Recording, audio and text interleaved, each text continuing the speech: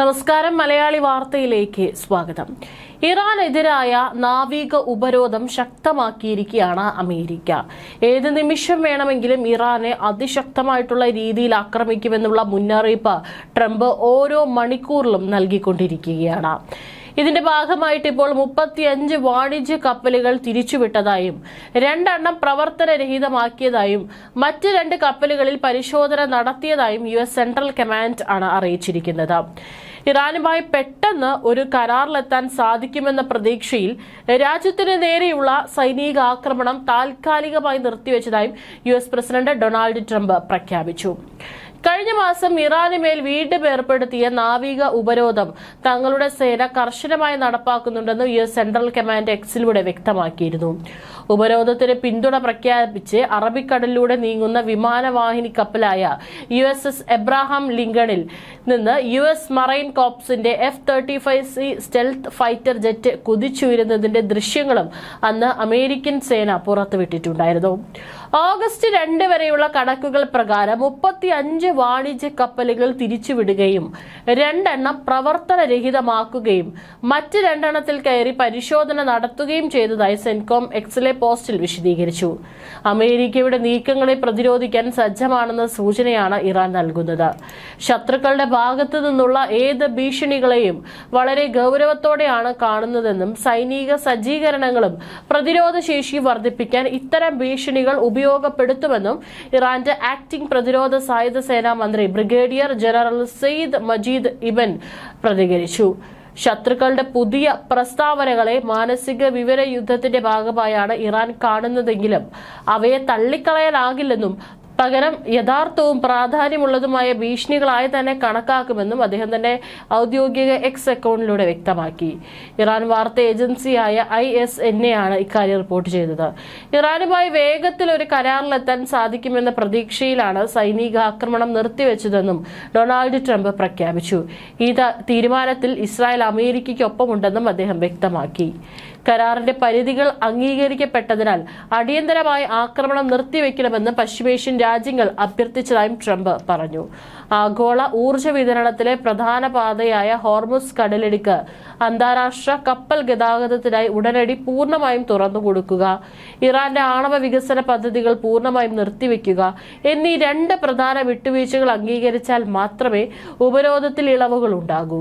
ആക്രമണം റദ്ദാക്കിയത് പൂർണ്ണമായ സംഘർഷാവസ്ഥയിൽ നിന്നുള്ള ഒരു പരിഹാരത്തെ സൂചിപ്പിക്കുന്നുണ്ടെങ്കിലും വേഗത്തിൽ ഒരു കരാർ ഉണ്ടാക്കാനുള്ള ഇറാന്റെ സന്നദ്ധതയെ ആശ്രയിച്ചാണ് ഈ താൽക്കാലിക വിരാമമെന്നും ട്രംപ് ഊന്നി പറഞ്ഞു.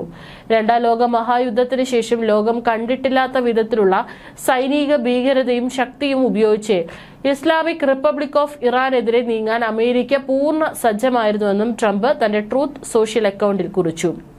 എന്നിരുന്നാലും ഒരു കരാറിന്റെ പരിധികൾ അംഗീകരിച്ചിട്ടുള്ളതിനാൽ ആക്രമണം നിർത്തണമെന്ന് ഇറാനും മറ്റ് പശ്ചിമേഷ്യൻ രാജ്യങ്ങളും ആവശ്യപ്പെട്ടതായി അദ്ദേഹം വ്യക്തമാക്കി.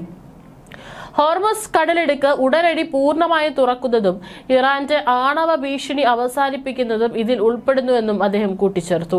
ഈ അഭ്യർത്ഥനയുടെ അടിസ്ഥാനത്തിൽ ലോകത്തിന്റെ ഭാവി നേട്ടത്തിനും അതുപോലെ തന്നെ വിജയകരവും സമ്പന്നവുമായ ഇറാന്റെ നിലനിൽപ്പിനു വേണ്ടി വേഗത്തിൽ ഒരു കരാറിലെത്താൻ കഴിയുമെന്ന വ്യവസ്ഥയിൽ ആക്രമണം റദ്ദാക്കാൻ താൻ സമ്മതിച്ചുവെന്നും ഇസ്രായേൽ ഇതിൽ തനിക്കൊപ്പം നിന്നുവെന്നും ട്രംപ് വിശദീകരിച്ചു. എല്ലാവരും ജോലിയിൽ പ്രവേശിക്കാനും ഇത് പൂർത്തിയാക്കാനും അഭ്യർത്ഥിച്ച ട്രംപ് കരാർ യാഥാർത്ഥ്യമാക്കാനുള്ള ചുമതല മധ്യസ്ഥർക്ക് കൈമാറുകയും ചെയ്തു. അമേരിക്കയും ഇറാനും തമ്മിലുള്ള സംഘർഷം പുതിയ നയതന്ത്ര നീക്കങ്ങളിലേക്ക് കടന്നിട്ടുണ്ടെങ്കിലും ഗൾഫ് മേഖലയിലെ സുരക്ഷാ ആശങ്കകൾ അവസാനിച്ചിട്ടില്ല.